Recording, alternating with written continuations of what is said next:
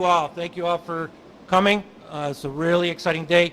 Everybody should be coming out in just a few minutes, so we've been asked to silence our cell phones.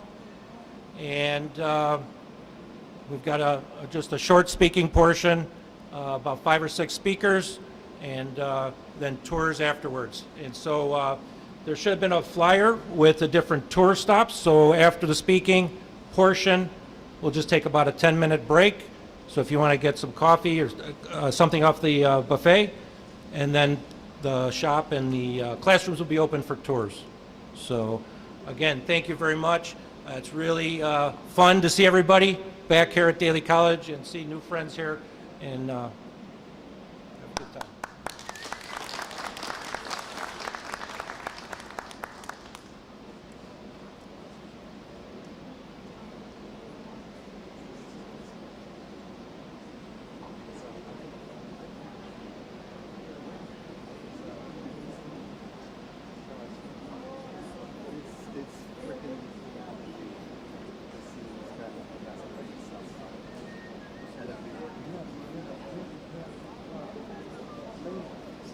All right, is everybody ready? Yeah. Everybody ready? Yeah. If you say so, we'll start this.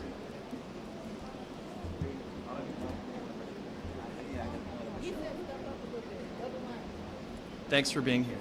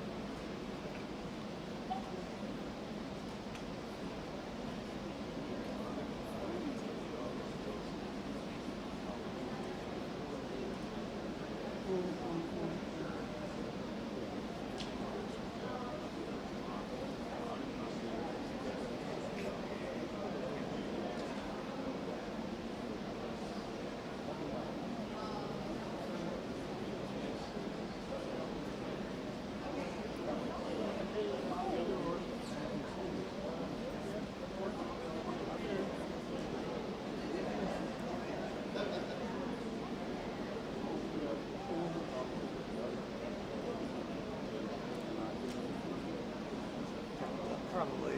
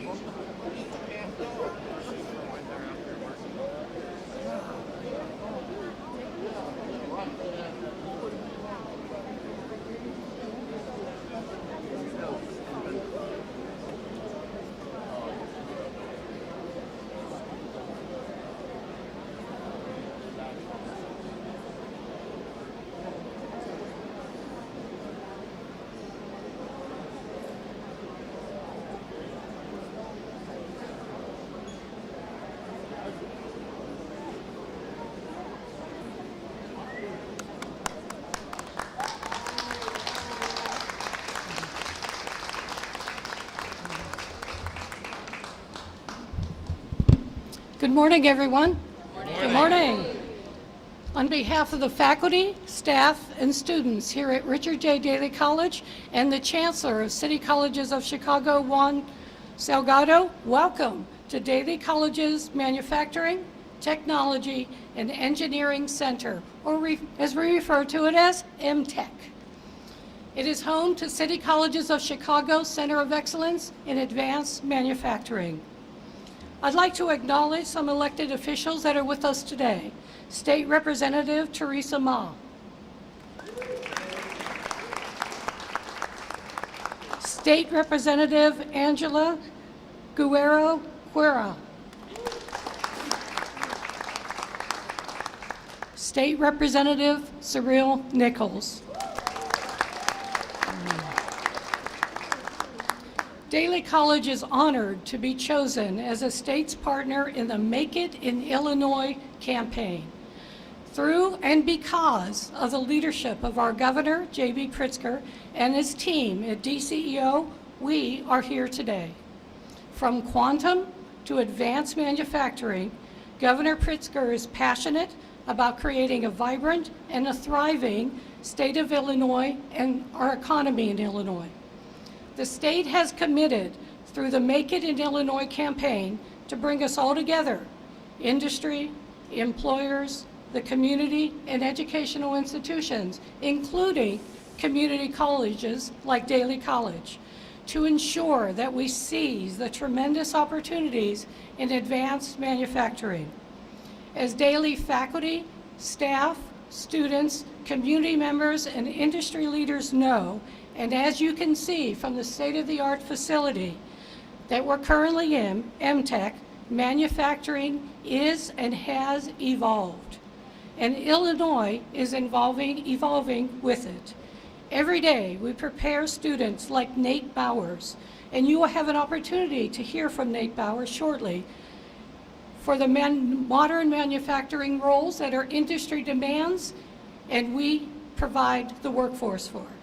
We are excited to connect more people to this growing field to further accelerate Illinois manufacturing economy. And it is my incredible pleasure to introduce a visionary and our leader, our own Governor J.B. Pritzker.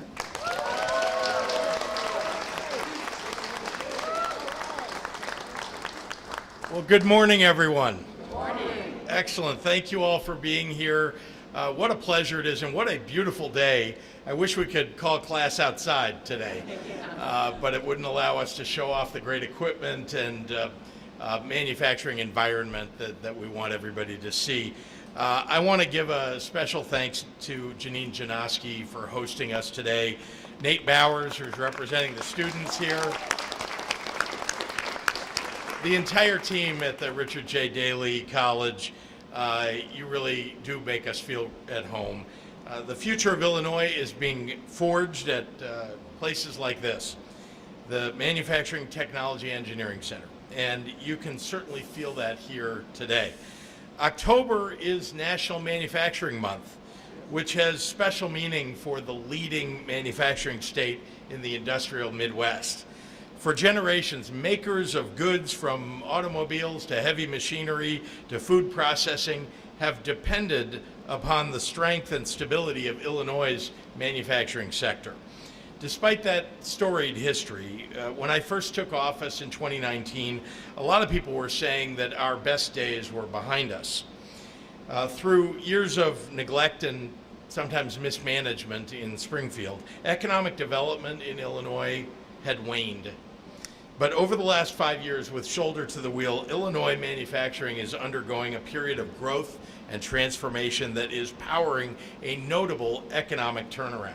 We're rebuilding and reclaiming our status as a manufacturing powerhouse.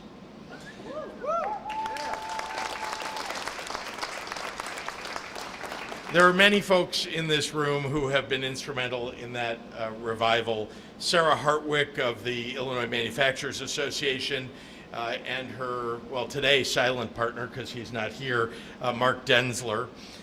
David Robinson of Manufacturing Renaissance.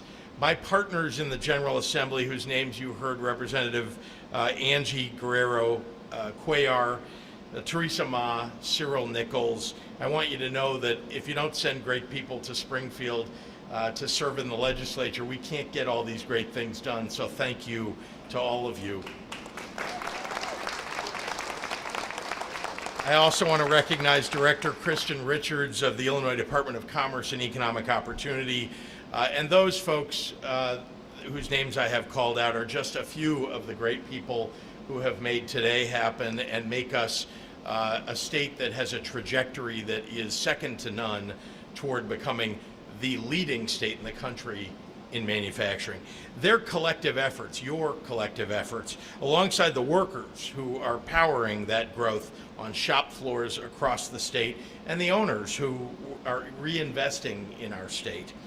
You're putting Illinois right back where we belong, at the center of industry and commerce. But our goal is not just a return to our former glory. We want to build an even stronger and more diverse and more sustainable manufacturing sector that would drive inclusive growth and opportunity for many years to come. And we're doing just that.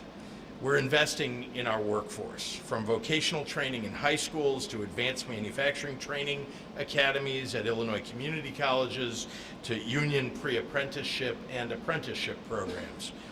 Site Selection magazine, which maybe none of you subscribe to, but it's very important for companies that are looking for where they want to build their next manufacturing plant or put their next headquarters. Site Selection magazine now ranks us in Illinois as the #1 state in the Midwest for workforce development. And they recognize that we have one of the most skilled and diverse workforces in the entire nation. We've expanded business incentives, targeted tax credits, and economic development grants to attract every potential dollar of manufacturing investment that can provide good jobs and sustainable growth to our state. The world is taking notice of this. In the last 5 years, Illinois has risen in CNBC's rankings of the best states for business from 30th to 15th. That's progress. Personally, I want us to be #1. And we're spreading the word, of course, to every corner of Illinois that a career in manufacturing is a pathway to a good-paying job and financial stability for you and your family. With the launch of the Make It in Illinois marketing campaign, we are letting people know that the doors of opportunity are open for tens of thousands of Illinois workers, and the state of Illinois is open for business. Before I became governor, I was in the manufacturing business, making things like coffee sleeves. When you go to Starbucks and you get a coffee sleeve, I used to make those. We made consumer packaging and even aircraft cargo nets and seat belts. So I understand how transformational a thriving business is for our families, for our communities, for our state, for our economy as a whole. If Illinois builds and invests correctly, we can solidify our status as a global manufacturing hub while laying a sustainable foundation for generations to come. And that all starts with providing workers with the information, the skills, the resources that they need to seize that opportunity. Through billboards, videos, and digital ads, and engagement with community colleges and community-based organizations across the state, we'll let workers know you can make a good living and thrive in Illinois manufacturing. And in the same breath, we'll let the companies around the world know Illinois has the quality workforce, the clean energy, and the positive business environment that you need to manufacture just about anything. So thank you all once again for joining us today. The future is here. Let's make it in Illinois. And with that, I'm exceptionally proud to introduce the Make It in Illinois campaign anthem video. Right here. The fourth industrial revolution is here. Illinois is leading the way, and we're just getting started. This is my time. I need a shot, but the lead of the lines when it's game time. Seconds away and the game's on the line. There ain't no doubt in my mind. Beating a buzzer like, this is my time. Join the in-demand career field of advanced manufacturing, where you can make an impact, make innovative products, and make a better life.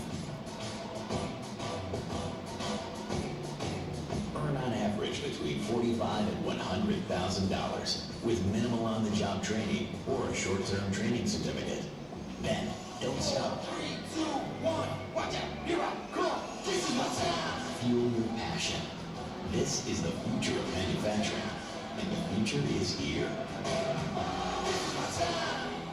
Make it in Illinois.com.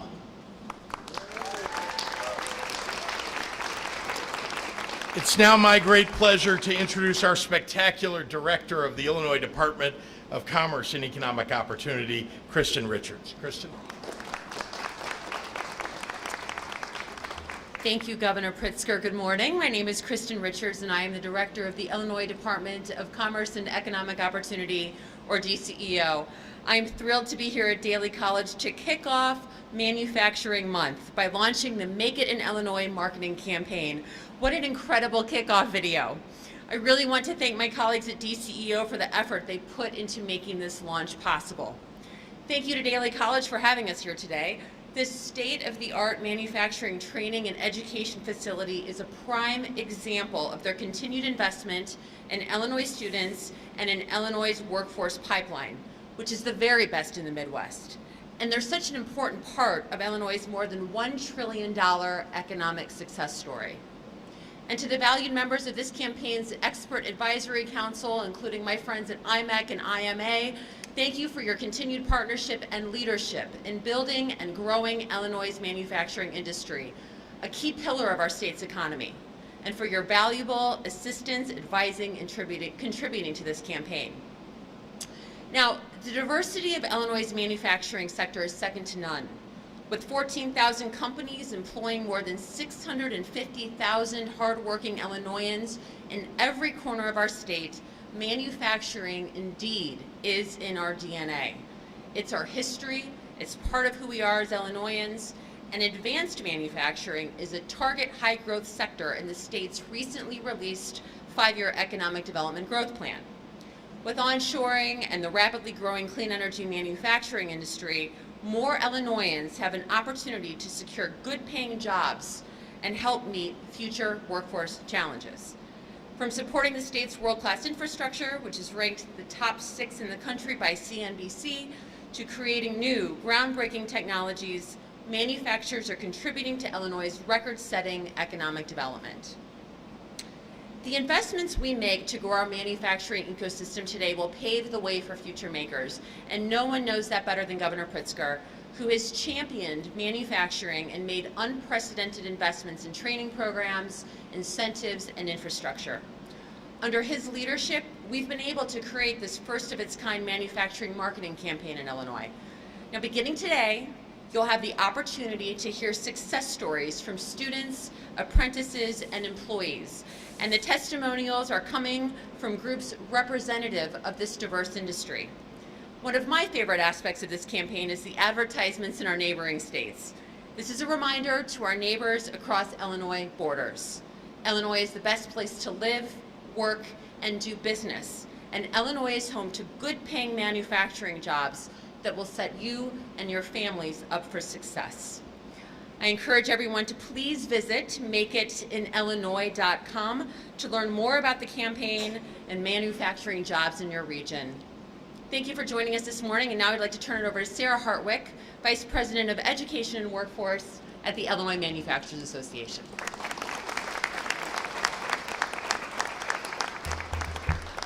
Good morning, everyone. Thank you, Director. Thank you, Governor, for having us here today to celebrate the incredible kickoff of Manufacturing Month and the Make It in Illinois campaign. My name is Sarah Hartwick. I'm Vice President of Education and Workforce Policy at the Illinois Manufacturers Association and the Executive Director of the IMA Education Foundation. At the IMA Education Foundation, our purpose is to work with educators, employers, and policymakers to build a skilled workforce that can uplift families, communities, and our economy. Time and time again, we've heard from manufacturers that the biggest challenge standing in their way of growth is a lack of skilled workers. Nationally, there are more than 500,000 open jobs in the manufacturing industry, including tens of thousands of available jobs in Illinois. While that number may sound daunting, we view it as tens of thousands of opportunities. And that's why the IMA is proud to partner with Governor Pritzker's administration, lawmakers, educators, and employers to enact programs that help attract and retain a skilled workforce. And this campaign is an amazing opportunity to spread the word about the many great career pathways in manufacturing. Manufacturers are creative, innovative, and adaptable, and we must adopt those same traits as we seek to inspire new manufacturing leaders. Whether you're interested in design or robotics, bioengineering and agriculture, aerospace, or quantum computing, there's a job for you in manufacturing. Whether you're new to the workforce, returning after an absence, or seeking a career change, there's a job for you in manufacturing. Importantly, employers are ready to support you with training programs and educational opportunities to make sure you're prepared to thrive. And now's your chance to become a part of our state's proud manufacturing legacy, where you can build iconic machines, create scrumptious snacks, develop life-saving treatments, and usher in a brighter and more prosperous future. Thank you.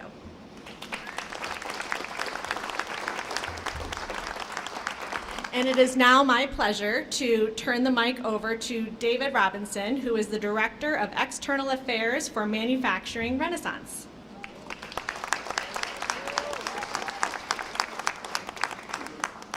Thank you so much. Good morning, everyone. This is amazing. And I'm going to go off script a little bit because I'm an old reporter and I tell stories. The work that we do at Manufacturing Renaissance is essentially carved up into two categories. We have a very high quality career technical education training program, and we're proud to partner with Daly College on all of that and continue to churn out and stay ahead of the needs of employers. Our other side is much like many of the other people here. We deal with legislators, elected officials, organized labor, community. I have a group called the Ministers for Manufacturing, so we're blessed when we do this work too. And one thing that has always emerged out of this process was, why don't you guys tell this story better when we're out in the community? So thank you to the vision of Governor Pritzker, for the team that put this together, for the organizations that are involved in this. This campaign Now I can go to those communities and say, look at this. This work, this industry, this ecosystem, and we can see it right here. I see old friends from the Inventors Council. We worked together years ago, so an invention's got to get manufactured. We work with the young people who may not be really clear about what their futures are, but because of the advantages and the opportunities that are in this industry and continuing to grow because of such leadership, we're able to put young people on a path to a successful life and career, but they didn't know it before. Now we can tell them about it. We work with organized labor. They are beginning to surge again and be really valuable in the space of employment, and especially in Illinois. We work with the owners of small to medium-sized manufacturing companies who need talent, trained talent. They need help from government because of all of the things that happen with respect to taxes and so on and so forth. They need support. We work with 170 of them, and my team over here, they do a great job of kind of staying ahead of things. But right now, what we have is the ecosystem coming together. I really appreciate the fact that we were allowed to be part of this team. It's a push that we've been doing for the last 40 years, and now it seems like the world has awakened to manufacturing, and the governor woke up too and said, let's lead. So I am so grateful for all the work that everybody does here, and grateful that we're have a small part in building this ecosystem so we can have a really successful industry, but especially working in Illinois, and particularly in Chicago, where we do most of our work. So thank you again for giving us a little bit of an ear, and thank you guys for everything you do. Without further ado, we want to introduce a young man that I had a chance to talk with in the so-called green room, Nate Bowers, who Chicago South Side born and bred, and has made manufacturing a life-changing opportunity and career for him. Nate.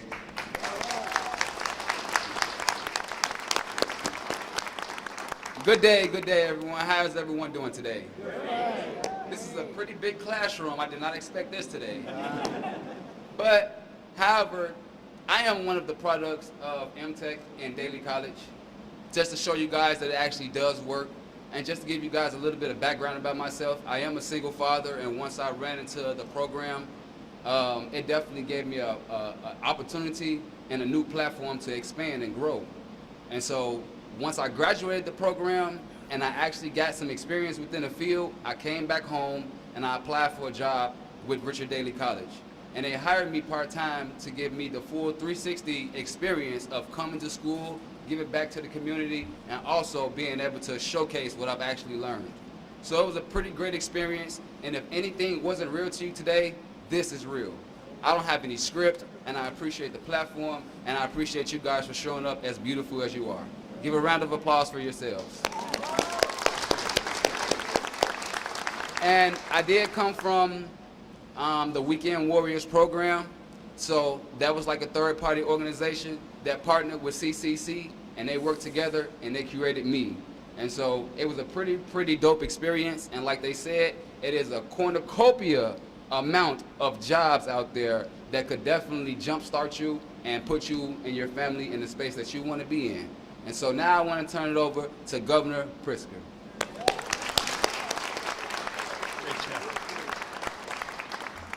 Great job. Happy to take any questions from members of the media. I see Olivia, but I'm not sure if there are other members. Yeah.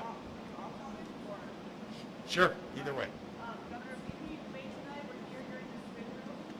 What are you expecting to hear from Governor Walker? What's your message? Yep, I'll repeat the question in case everybody else didn't pick it up. It's that I've been asked to go to the spin room in New York tonight for the vice presidential debate and represent the Harris-Walz campaign. What do I expect to hear and talk about? Well, look, I think it's going to be a spirited debate. Already you've seen that the Harris-Walz campaign, well, Kamala Harris wiped the floor with Donald Trump the first time around. So I think the bar is very high for Tim Walz, so that's difficult, right? People have high expectations. The campaign's already sort of winning at the debate game in general. So I wish him well in that regard. It's always hard to walk in as, where people hope that you can reach a very high plane that Kamala Harris set. I also think that it's a challenging environment because, as you well know, J.D. Vance continually lies. And so throughout this debate tonight, I expect that that will happen. I have had that circumstance on a debate stage where the person opposite me continually said things that weren't true, and you have to decide in the very short period of time that you have to answer and respond whether you're going to refute what they just said and try to tell the truth about what they talked about, or talk about what you think is important for people to hear, other than setting the record straight. That's hard because you've got maybe a minute or a minute and a half to speak each time there's a question. So I think that makes it very challenging. But I look forward to the opportunity to be there to talk to the press about how Governor Walz does in the debate, how J.D. Vance does in the debate, and I think that I'm hopeful that we'll have a really good night. Yeah. I know that you've been asked about CPS and the turmoil there a few times over the past week. Yeah. Some reporting early this week that there might be some turnover there soon, or that people might be considering it.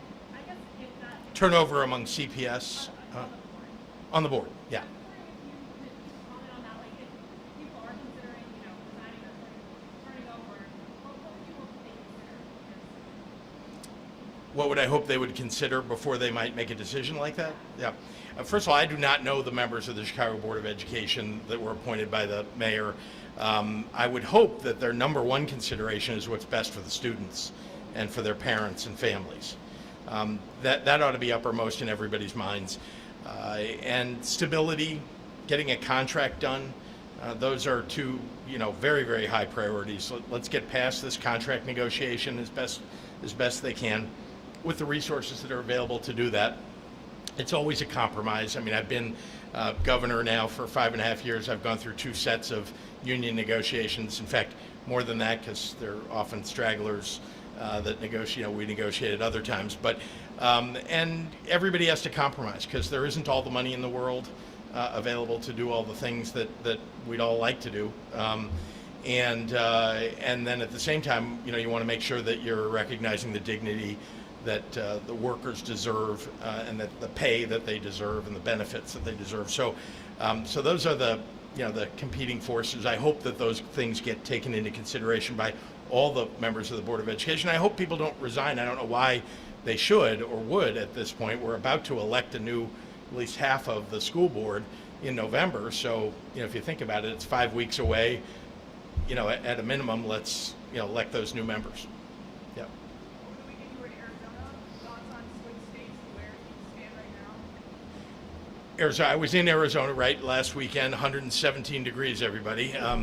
So you're glad you live here.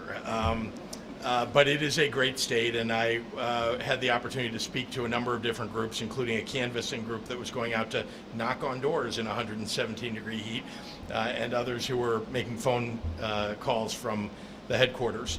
And then more broadly, we had an event recognizing and celebrating Gabby Giffords, who you may know was a congresswoman who was shot a number of years ago, almost 10, 12 years ago, and had formed an organization to fight against the proliferation of guns in our society and gun violence, and protect children from it. She, by the way, was very important, even though she's an former Arizona congresswoman. She was very important in helping us to pass an assault weapons ban here in Illinois, as we did about a year and a half ago. I talked about in Arizona the things that I talk about everywhere about Kamala Harris and the opportunity economy that she intends to bring. She's got the policies that are focused on everyday Americans and working families. She's the person who I trust to protect our freedoms.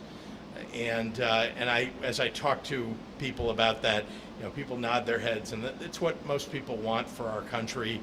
And what they don't want is the policies that are going to bring $4,000 a person in costs to people with these tariffs that Donald Trump has proposed putting on.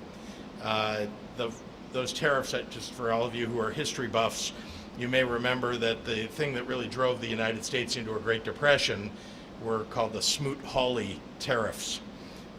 That's something we don't want to bring back to this country, and I think Donald Trump is reckless in proposing that. So those are the things I talked about in Arizona, and I think Arizona is very close. I mean, it is razor thin there. It is truly a battleground state, and if Democrats win in Arizona, from my perspective, there's almost no way that Republicans can win the presidency. How do you feel about swing states overall right now? Swing states overall. I mean, look, everybody should ignore the national polls because they really don't mean anything. We elect presidents state by state. The Electoral College is what counts here, whether you like that or not. That's how it works. And so don't look at any of the polls that show. Well, now they show Kamala Harris ahead by 4 points nationally. But remember, that includes a whole lot of people in California and New York and other places where there are going to be big margins for Kamala Harris. And instead, look at the states that are really on the bubble. Wisconsin, very close by here. Michigan, Minnesota, too. And then North Carolina, Arizona, and we could go on. Pennsylvania, hugely important. I would say this is a tied race. I mean, in the battleground states, it's tied. Every poll you look at, even if you take an average of polls, it looks like it's about 50-50. So I don't know what to say except, that every vote counts. You hear that your whole life, going to vote is so important. In this election, anybody you know in those battleground states, and I would say that here in Illinois, we've got races at all levels of the ballot, and we've got some competitive ones. Every vote counts. So call your friends, let your neighbors know everybody's got to get out and vote. Thanks, everybody. Thank you.